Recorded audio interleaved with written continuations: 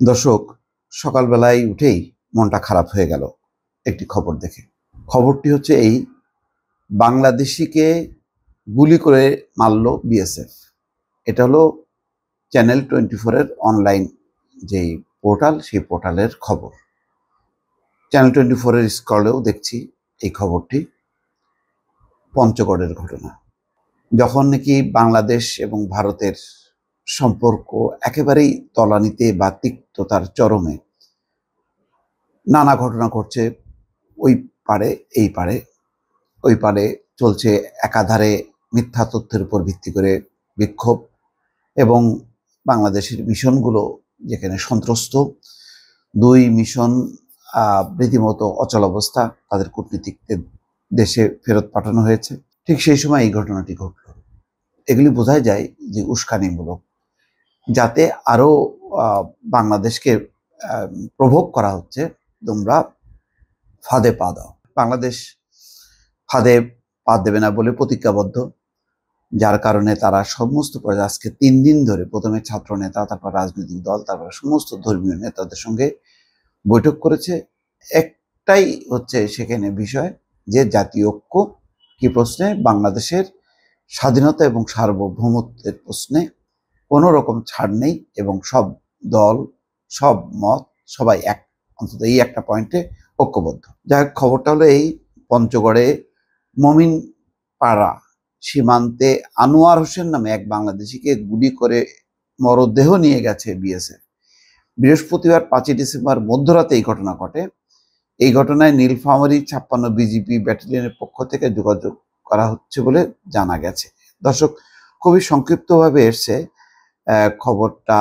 আর এখনো পর্যন্ত অন্য কোনো পত্রিকায় আমি কয়েকটি অনলাইন চেক করছি, সেখানে এখনো পর্যন্ত পাওয়া যায়নি। কালের কণ্ঠ দেখলাম, তারপরে আমাদের সময়, সেখানেও পাচ্ছি না। দর্শক, আর কোনো জায়গায় এসছে কিনা আমি একটু আপনাদেরকে জানাই। হ্যাঁ, আরেকটা এসছে যুগান্তরে সীমান্তে ফের বিএসএফ এর গুলি, বাংলাদেশি নিহত। পঞ্চগড় মমিনপাড়া সীমান্তে আনোয়ার হোসেন নামে এক বাংলাদেশিকে গুলি করে লাশ নিয়ে গেছে বিএসএফ। বৃহস্পতিবার মধ্যরাতে এই ঘটনা ঘটে।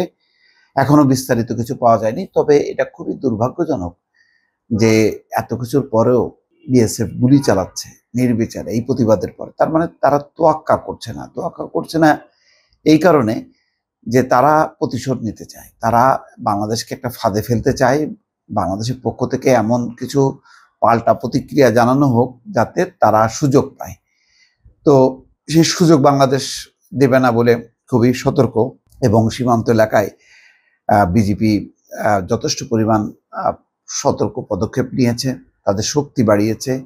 স্থানীয় জনসাধারণকে নিয়ে তারা দিনরাত পাহারা দিচ্ছে, যাতে সীমান্তের ওপার থেকে অনাকাঙ্ক্ষিত কোনো পরিস্থিতি এই প্রান্তে তারা ছড়াতে না পারে। এখন এই পরিস্থিতি কতদিন চলবে, আলাপ আলোচনার মধ্য দিয়ে পরিস্থিতি স্বাভাবিক হবে কিনা এটা বলা যাচ্ছে না। তবে এই মুহূর্তের যা ঘটছে সীমান্ত এলাকায় এবং ভারতের বিভিন্ন জায়গায় বাংলাদেশ বিরোধী যেভাবে প্রচারণা চলছে, তাতে এটা নজিরবিহীন। মানে গত 50 বছরে এরকম ঘটনা ঘটেছে কিনা সন্দেহ, কিন্তু এবার তারা করছে এই কারণে গত 15 বছর তাদের একটা অঙ্গরাজ্য ছিল বাংলাদেশ বলা যায়, সেই অঙ্গরাজ্য হাতছাড়া হয়ে গেছে। এটা তারা কোনোভাবেই মানতে পারছে না, যার কারণেই একের পর এক প্রায় প্রতিদিনই একটা না একটা অশান্তির খবর লেগে আছে। আর তাদের প্রচার মাধ্যম তো চূড়ান্তভাবে ন্যাক্কারজনকভাবে প্রচারণা চলছে, যেটা নিয়ন্ত্রণের ব্যাপারে কেউ কোনো পদক্ষেপ নিচ্ছে না। দর্শক, ভালো থাকবেন। আল্লাহ হাফেজ।